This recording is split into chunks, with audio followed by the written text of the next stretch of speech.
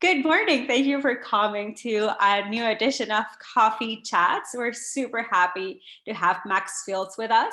He is the co-curator of In Place of an Index, one of the exhibitions happening for the Texas Biennial, this one particularly in Houston. Let me tell you a little bit about Max. He's the associate curator and director of publishing at FotoFest. He has presented numerous exhibitions and has written for and overseen the production of multiple museum and gallery publications. Fields' exhibition and projects have been reviewed in applications including Frieze, ArtForum, Art in America, and Aperture, among others. So good credits right there. Art in America, African Cosmologies, Photography, Time, and others. And the other with Mark Seeley in 2020, and Gareth Long, Kidnappers Foil, and the Blaffer Art Museum in 2020. His current exhibition, In Place of an Index, is produced and presented with the Texas Biennial, and it's co-curated with Ryan Dennis and Evan Garza. His upcoming exhibition includes a 2022 FotoFest Biennial, co-curated with Stephen Evans and Amy Sadao. Thank you so much, and sorry if I butchered a few of those names. It's overwhelming. Like, it's impressive what you do, and I'm so happy that we had the luxury to work with you for this Texas Biennial. I was very I was very lucky to hear you talk in one of your presentations for the Biennial, and we were just like in awe about your knowledge, thoughtfulness, the way that you talk about art. It's super inspiring. And like, honestly, of course we love the show, but also we left energized by your words and your calls for action. That, yeah, I was like, we definitely, our audience have to hear from you. So thank you so much for making the time to do that. Yeah, why don't you talk a little bit about yourself and the exhibit? Sure. So as Coca mentioned, my name is Max Fields. I'm the associate curator at FotoFest, and together with Evan Garza and Ryan Dennis, I work to curate an exhibition that's now on view at FotoFest, so in the Silver Street Studios galleries, located in Houston through November 13th. So if you're watching from San Antonio, if you're one of Big Medium's fans in Austin, definitely encourage you after seeing this video to make the trip down to Houston and come and check out the exhibition. And thank you so much, Coca and Big Medium, for inviting me to participate in the coffee chats. I'm really pleased to be here, and it's been a pleasure to work with you. So it's nice to extend some of that enthusiasm to your audience and yeah, share a little bit about the exhibition. Coca, do you mind if I go ahead and screen share my screen? We can kind of jump into it. All right. Brilliant. Okay, so when Coca invited me to participate in this, I thought it would be a great occasion to talk about the exhibition that we have on view, that we collaborated together, rather than kind of give you a background of my curatorial practice, which I think if you want to look up, you can find it on my website. Just Google my name. But this project is really special to me, so I wanted to yeah, inform our public and kind of share with the audience a little bit about this project. So I'm going to read a little bit from a text that I put together that it kind of explains the context for the exhibition, why we made this exhibition, and how it was conceived. So bear with me for a second.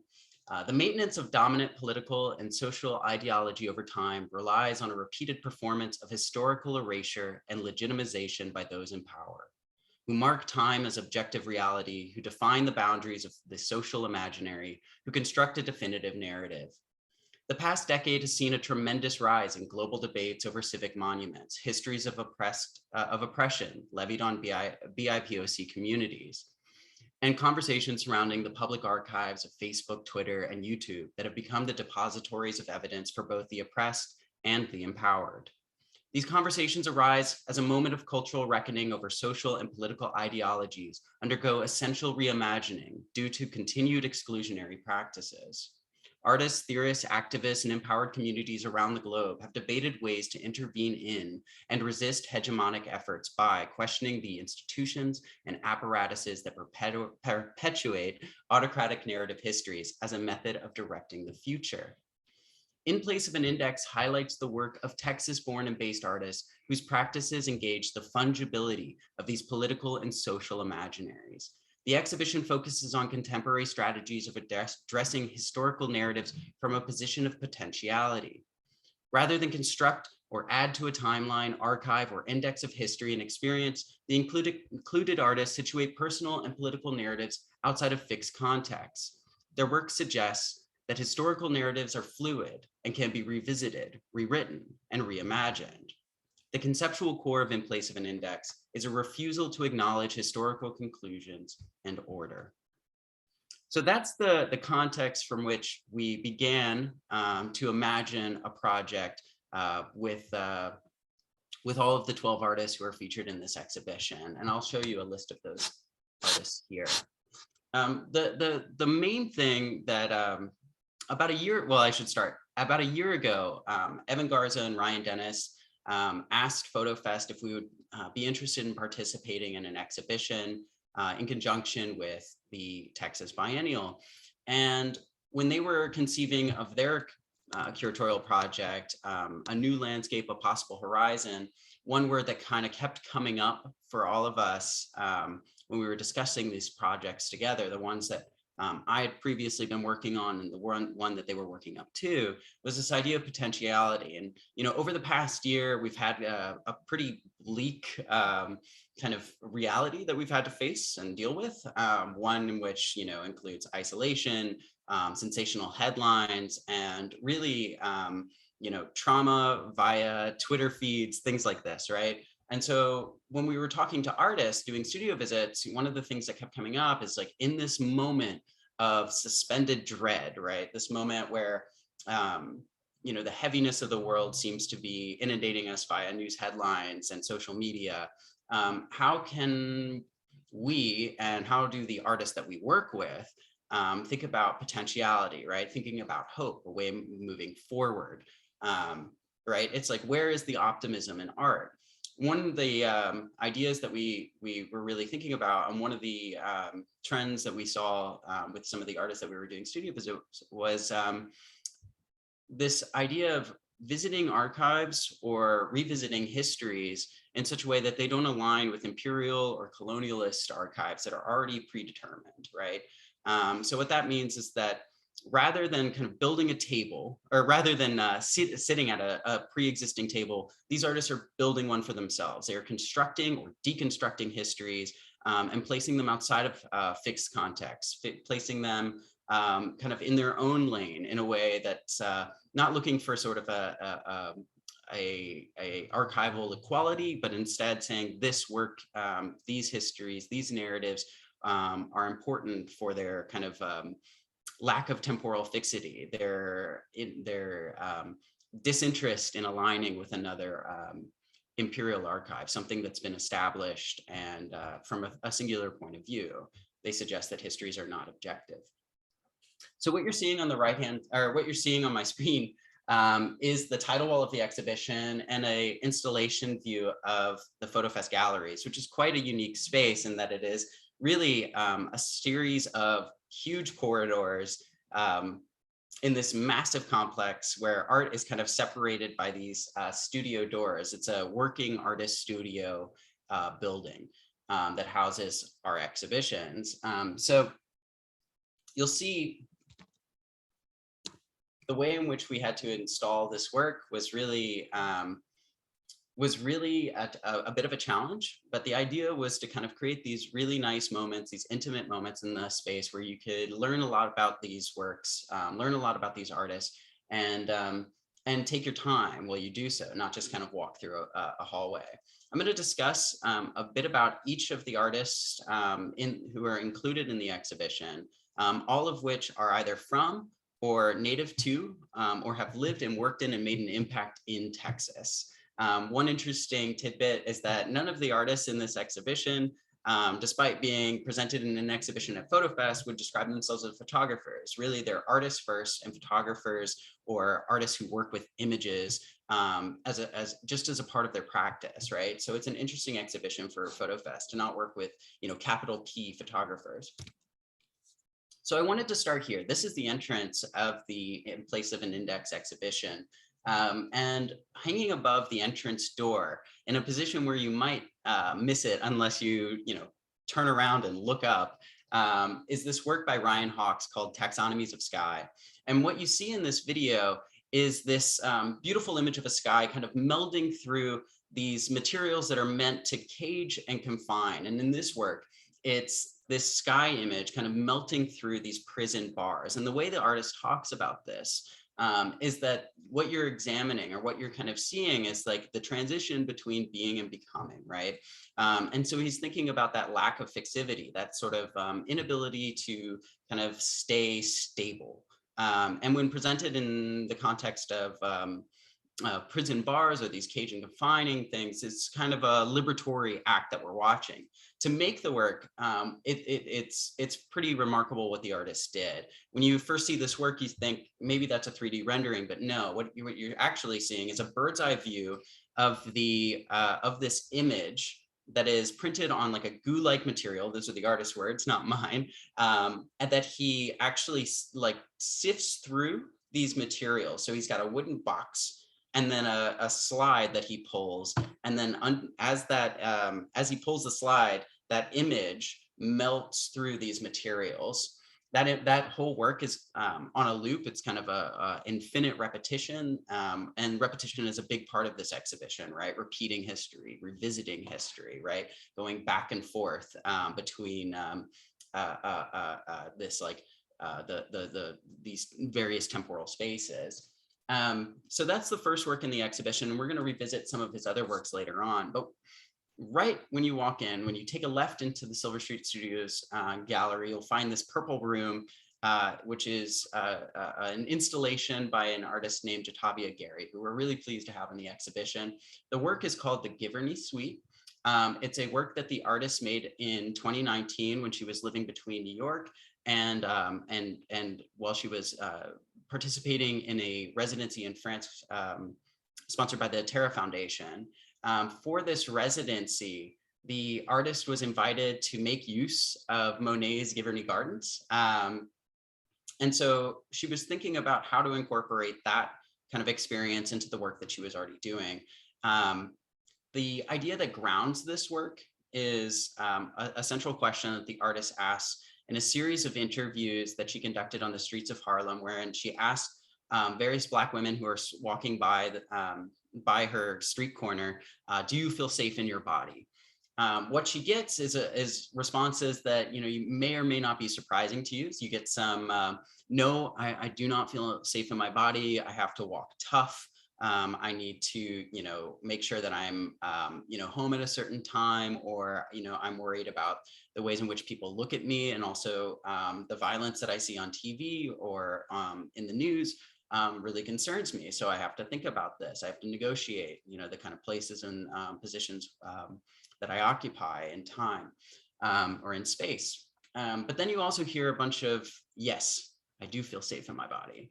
But there's usually a caveat to that question. I feel safe in my body because I walk with God, or I feel safe in my body because I make sure I don't go anywhere without my husband, right? It's one of these, it's a confusing yes, because there's always something else that the interviewee is having to use to justify their safety, right? And something outside of themselves.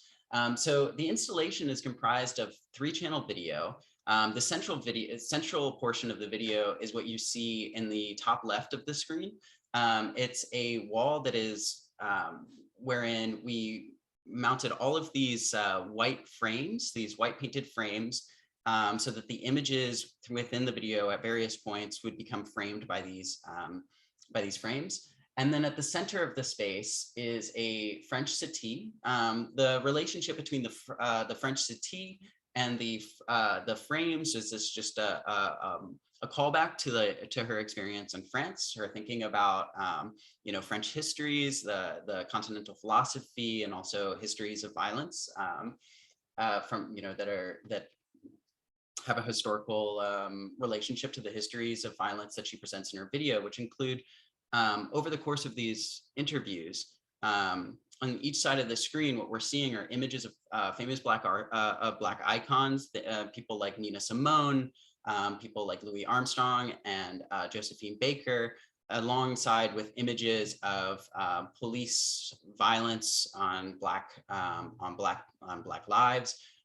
We see images of drone strikes, but then we also see images taken from the Giverny Gardens, and then images of these like kind of formalist compositions that the artist made on 35mm film that are reminiscent of more formalist filmmaking styles from the mid 20th century, made by artists like and filmmakers like Stan Brakhage.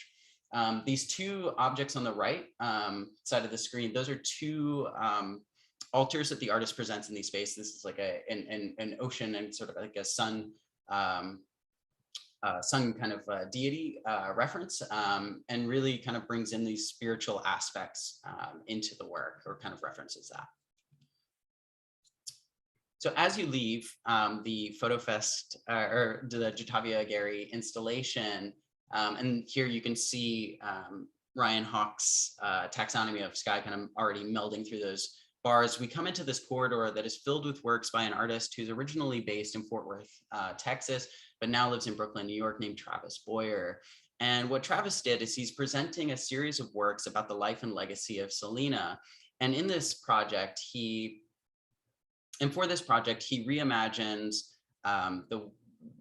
essentially Selena's legacy through the lens of her Selena Etc. boutique, which was a store that Selena opened in Corpus Christi that sold various Selena items, things like clothing, things like nails, things like fashion accessories, and fun kind of like things that inspired Selena's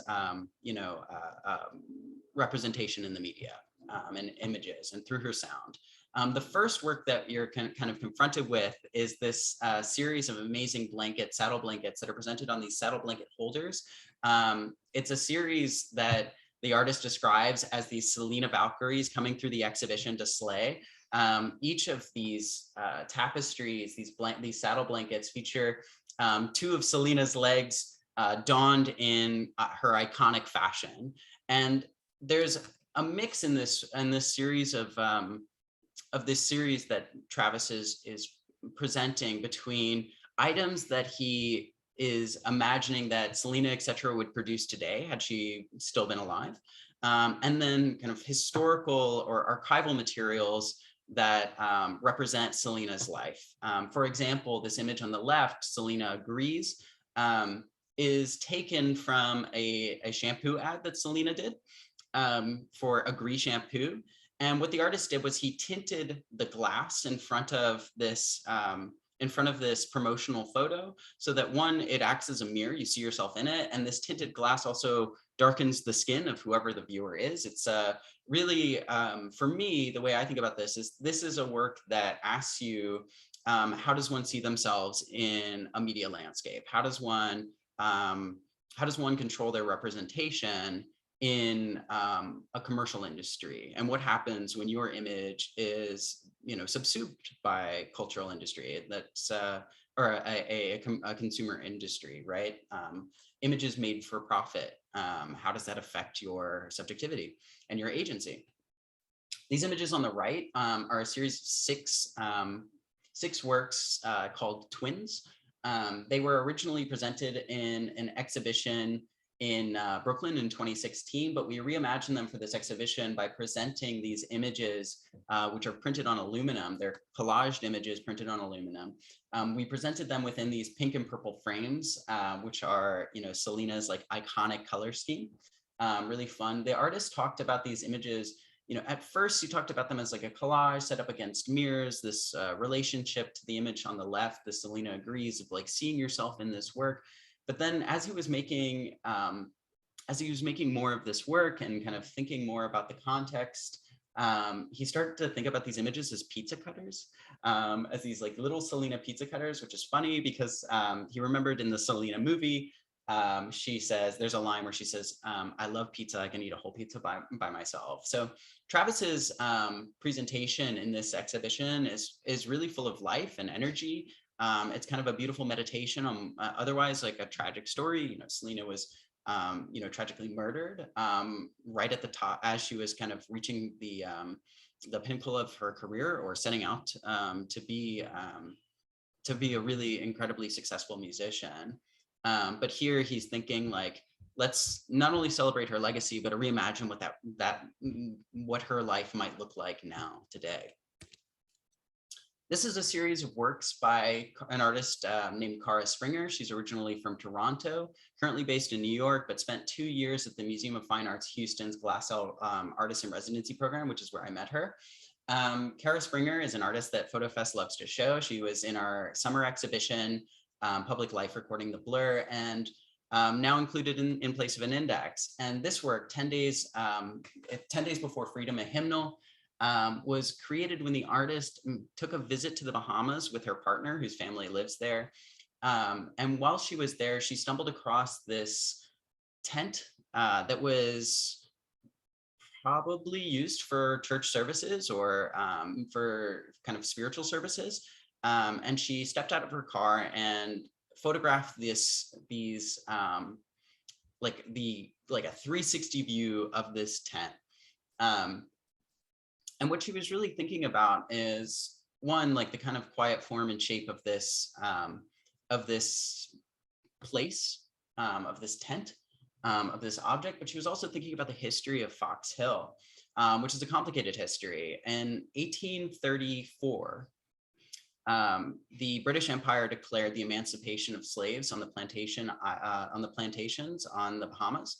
But news of the ratification and signing into law of this Emancipation Act did not reach the island of Nassau of Fox and the town of Fox Hill for 10 days.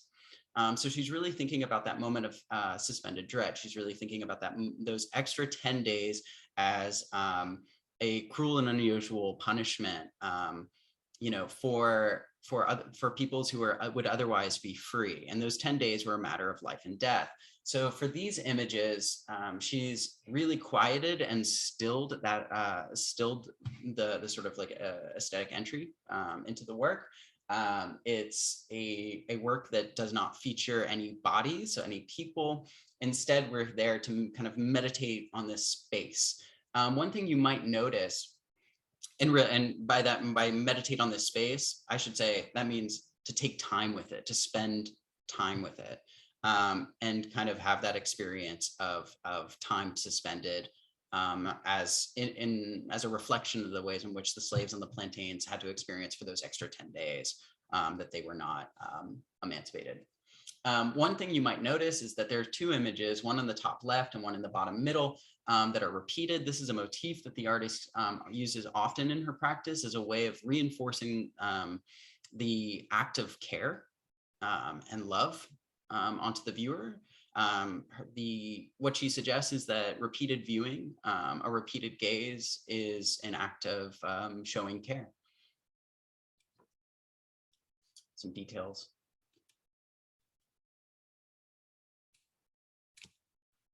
So this is a series of two works by an artist named Basira Khan. The image on the right is called My Family Sitting, and the image on the left is called My Family Standing. And what you see in these images are two collage works. The images, the black and white images, depict images of her family, and on top of these images are these punched out holes with black and brown flesh skin tones kind of peering through. The holes are presented in this pattern that resembles the seating chart for the US House of Representatives, which is no coincidence. The people behind these holes, or that are the flesh that is being presented to us through these holes, represent or actually pulled from the images of the only two Muslim American women who serve in the US House of Representatives, Rashida Tlaib and Ilhan Omar. the artist is really thinking about the ways in which Muslim Americans are taking a seat at the table of power, but also she's thinking about how taking a seat at the seat of power, just in the face of xenophobia, sexism, and racism, how does one negotiate between aligning oneself with like a colonial or like imperial hegemonic apparatus, such as like the US government, but like also what are the effects of that on families like her own, right? She connects these two people through very literally through the skin tone, right? She says like, well, one way we can relate to these people is through our shared skin color, right? Our skin color is the basis for this xenophobia. Our skin color is the basis of the racism that Muslim Americans face, today.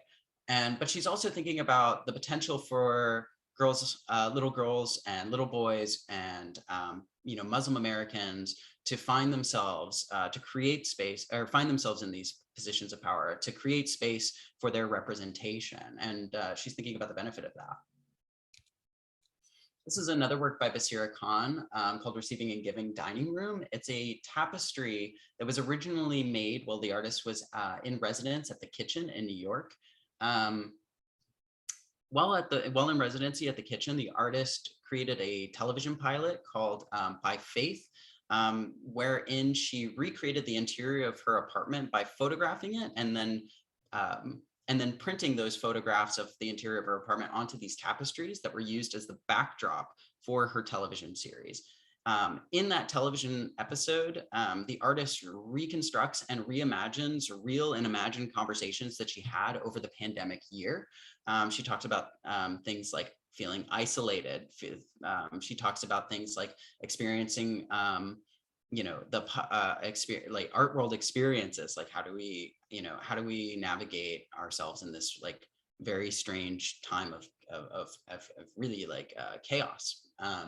But she also talks about, things like, the home as like a representation, an archive of oneself, of one's interests. And so what we see here is an image of the artist's dining room, this kind of like archive of her interests and materials, kind of hung in this really beautiful sculptural form. Behind the image is this is the armature that supports it is a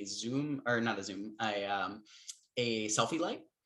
The selfie light for her was like it's an object that a lot of us became familiar over the course of the past 18-20 months, wherein we had to make sure that we looked our best for our Zoom calls and presentations. And that for me is her way of thinking about like how one projects their private life into the public, how one performs that publicness, even in these spaces that were really reserved for one's most personal experiences, right? That's what happens at home. A lot of Basira's work is about surveillance, and you can think about, not only are these is a home an archive, but also the home, contains the walls that hear and see everything, right? Everybody knows the phrase, if these walls could talk.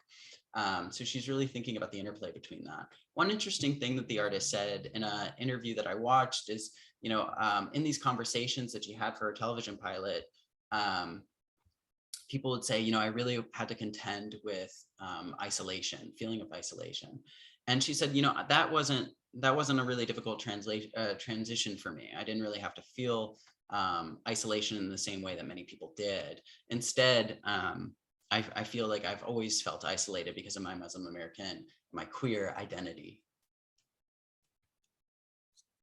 These two works on the right side and kind of in the middle of this hallway are a series of works by an artist originally based in Denton, now living in Vermont, named Annette Lawrence. For this work, the artist compiled a series of journals that she has been writing in for the past 30 plus years.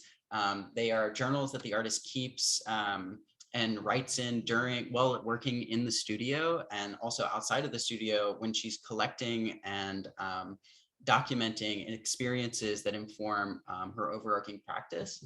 In this body of work, she kind of resists the urge to present that data to you, that information to you. And in this kind of withholding, what you see, what all you get is kind of like a view of the most intimate aspects of Annette Lawrence's lives withheld. Each of these tapestries, each of these large billboard size works contains one or a collection of multiple years that represent 1 month. So it'd be, September from 1990 to 2000, right? So like 10 years of September, and then April, May, and so on. This work was originally presented over the pandemic for the Fort Worth's Modern Billings program. So they were actually presented as like large scale billboards throughout the DFW Metroplex. And then for the gallery presentation at FotoFest, she's mounted them in this way where they like take over the space, create this kind of like really large scale kind of overbearing images of withheld data. What's interesting is that the artist in just a few weeks will be reading from a series of her journal entries that were penned on the date of the program. So it'll be like 10 days of October 13th. Definitely tune into that. I think it'll be a really interesting and intimate experience. This work by Adam Marney and Ara Rosenberg is one in a series of 14 works that are presented by the artist. The title is called A Photo a Day, October 9 through 2016, October 10, 2017. The work consists of a series of images that both artists made over the course of 1 year, between 2016 and 2017. The artist shared an exchange of images, 1 photo a day, sending each other 1 photo a day over email that represented kind of their experience of that day, of their kind of what's going on in their lives. At the time, Adam Marney was living in Los Angeles. He currently lives in Houston, and Ara Rosenberg was living in New York, between New York and Berlin, where she currently lives. The artist thought about this project as kind of a game, a way to stay in touch over long distances. So Ara Rosenberg sent a photo that was taken from the inside of her apartment, looking out onto her backyard in New York, and shooting outside of the window. And then Adam took a photo of the interior space of his apartment, focusing on the dining room table of his home. And that's what makes up these images. The images on the right represent Adam Marney, and the images on the left of this diptych represent Ara Rosenberg's photographs. And all of Ara Rosenberg's photographs are taken shooting throughout the window, and all of Adam Marney's images are taken shooting the interior of his space, or when he's traveling, like in this main image, the interior of a friend's apartment or the hotel room floor.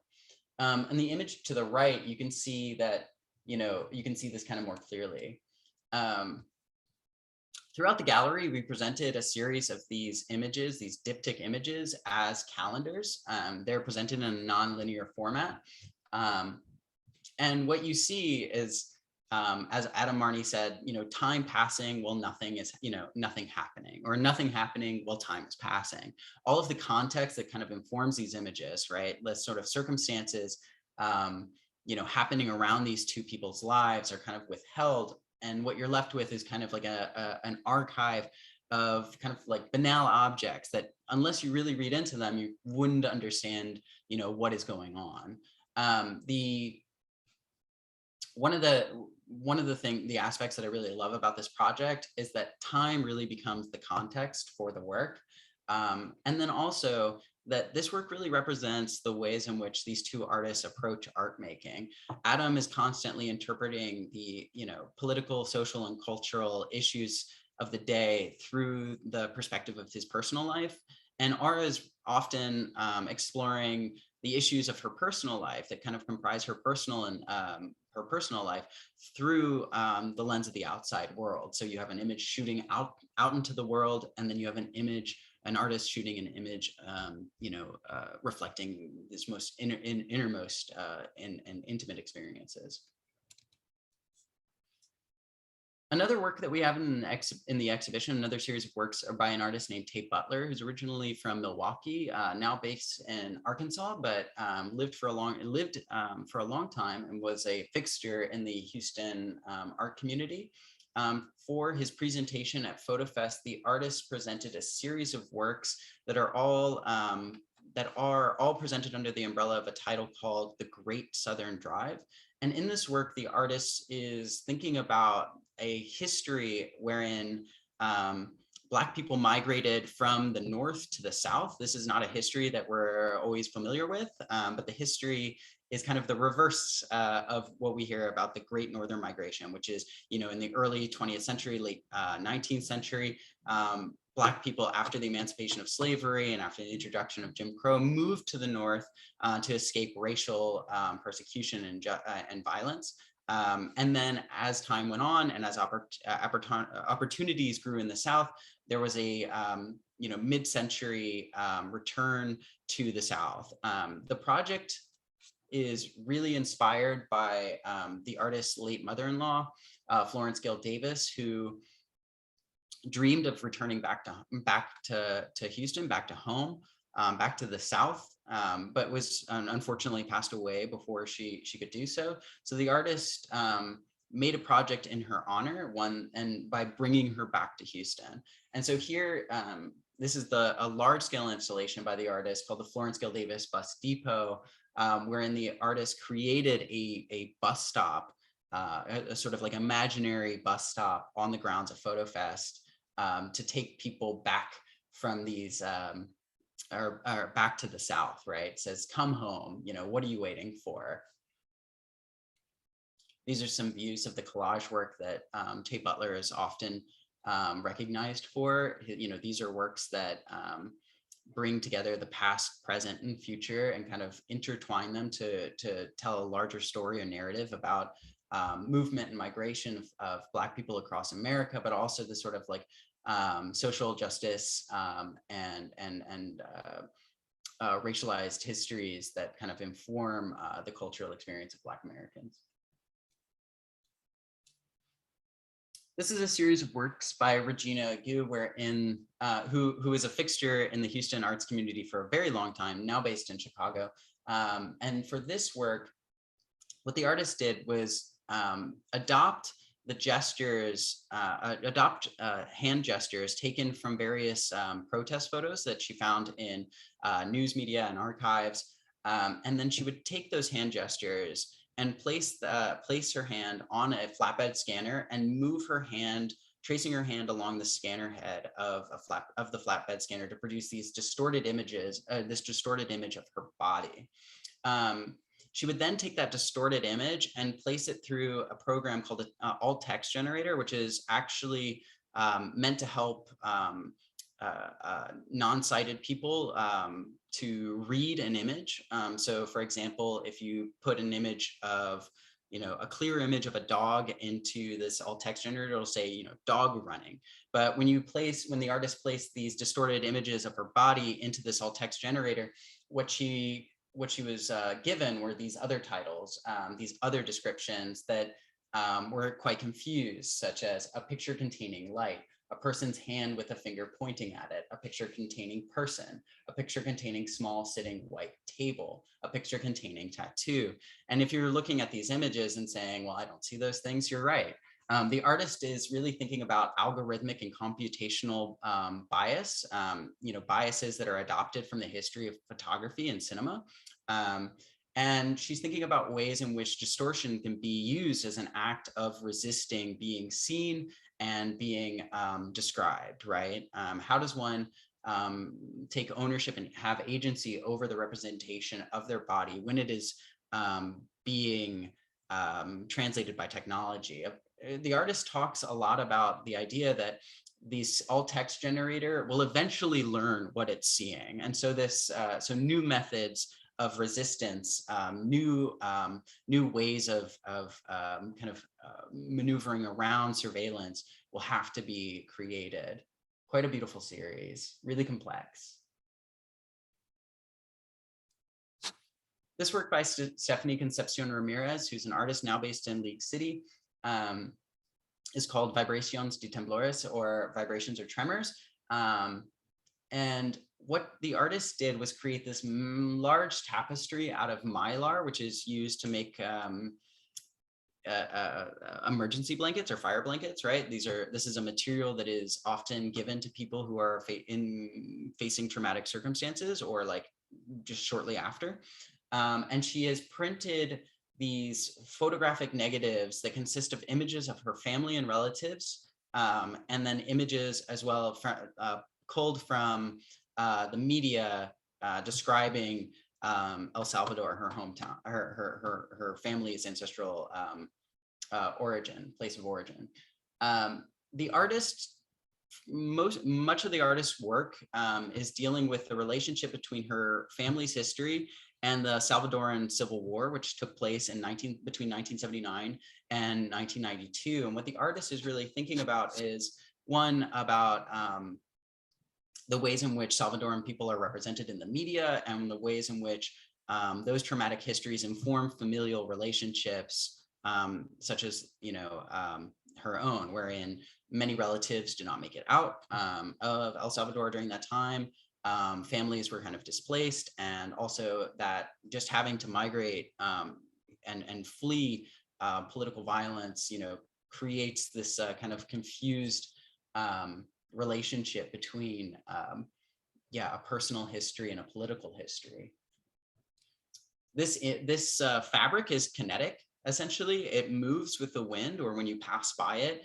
And as it moves, these images are come in and out of focus. Behind this work, behind each of these images is a lamp projecting light onto these essentially photographic negatives. And as this blanket moves back and forward, those images become less come in or out of focus, right? So what is made available to you, what is visible, is a negotiation. It's always kind of in flux.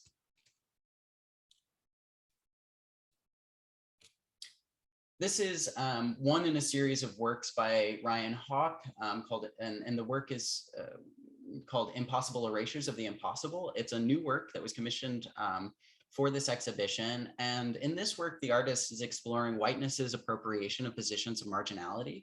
And he's doing that through looking at this through tattoo culture and its and the ways in which white and white adjacent bodies adopt positions of marginality through something called Blackout Tattoos.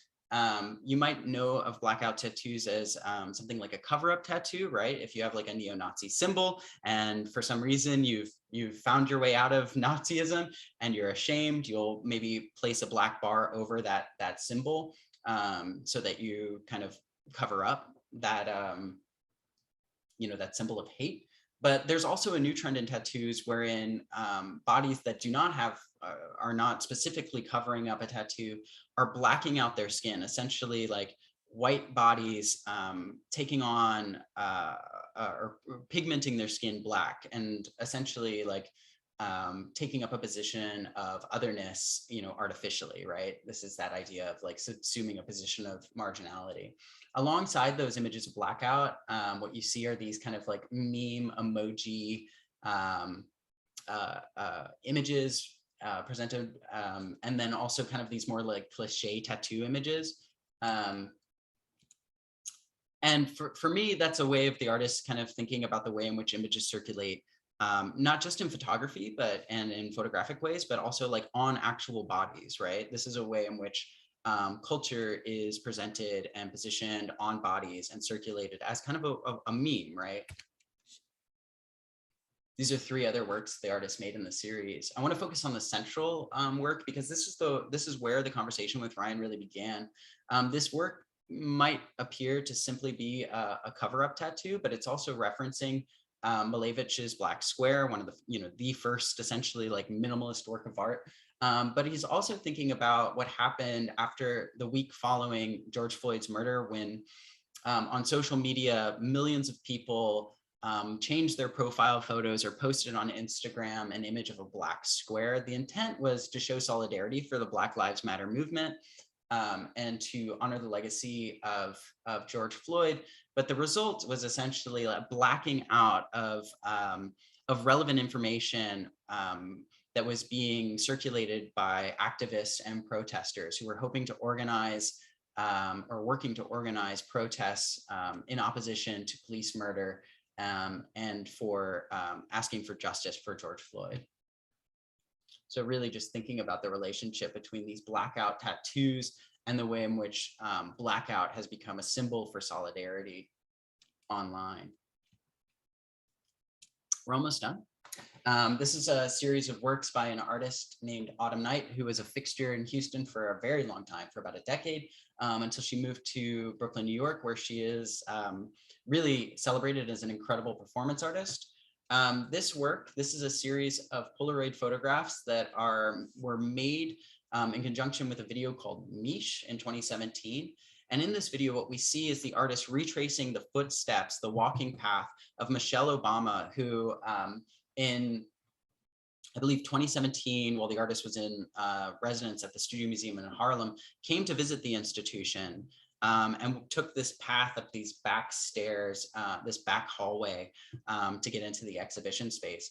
And so throughout the video, what we see is the artist walking up these stairs, placing her hand on the walls, kind of literally following in the footsteps of Michelle Obama, and overlaying those images are quotes by Michelle Obama and famous Black icons like Missy Elliott that describe, Black female ascendancy into positions of power, and the sort of negotiation between having to fight for that and also to take it for oneself. These images are quite, let me see if I have, yes.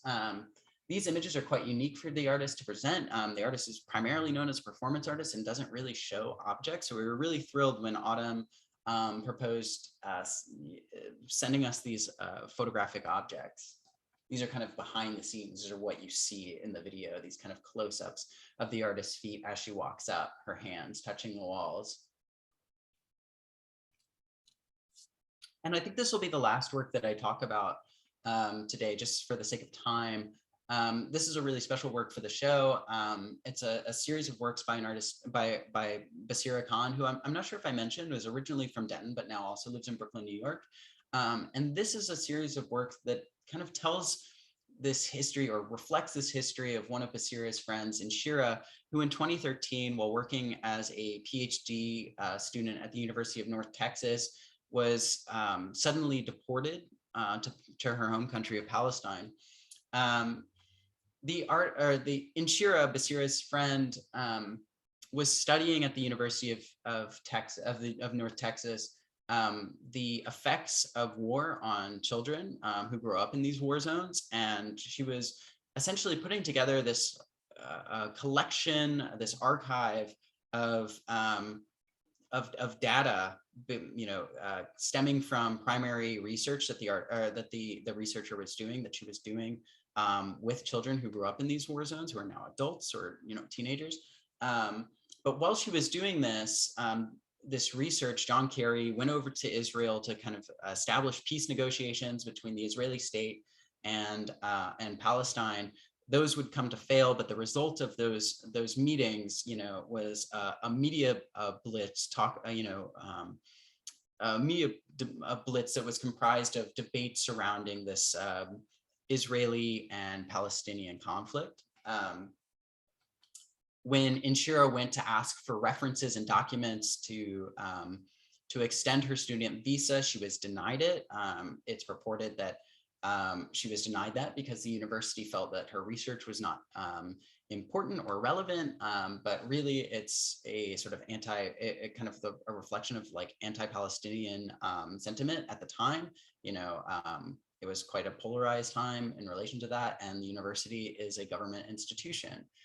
So these are the box containing Inshira's most important documents, her books, the things that comprised her life at the time. So these are books and documents that Inshira had, that were making up her research. And the artist withholds that. She doesn't let you see what are in here. She kind of withholds that information. And finally, I just wanted to let you all know that we have some amazing programs being held in conjunction with In Place of an Index coming up. The first one next week with Ryan Hawk, who'll be in conversation with Dylan Rodriguez. That's sure to be an incredible conversation between the two. They're gonna, Dylan Rodriguez wrote a book called White Reconstruction, and Ryan Hawk is gonna be talking about the aesthetics of whiteness. It should be quite an interesting program. Annette Lawrence will be doing a reading on October 13th. Adam Marney and Ara Rosenberg will be in conversation on October 20th. Regina Agu will be in conversation with Nora Khan. That will be incredible. Nora is one of the leading figures on the discourse surrounding art and technology. And then Tate Butler, Ryan Hawk, and Stephanie Concepcion Ramirez will be doing a film screening. Those videos are amazing. I can't wait. And then finally, to close out the exhibition, Travis Boyer will be giving a lecture, and those are so much fun that we're hoping that will be an in-person event, but all of the other programs that I mentioned will be live on Zoom, just like this. That's it for me. Thank you so much.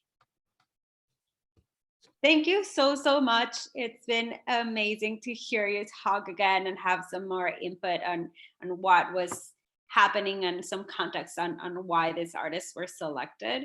I love it. I cannot wait to do more of the programming. Can you give us the website so that people can log in? Absolutely. Yeah, so you can learn more about this exhibition and all of FotoFest's upcoming programs and events at www.fotofest.org. Thank you so much.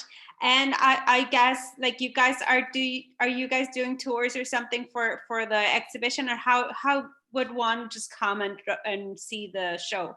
Yeah, folks can drop in anytime through between 10 a.m. and 5 p.m.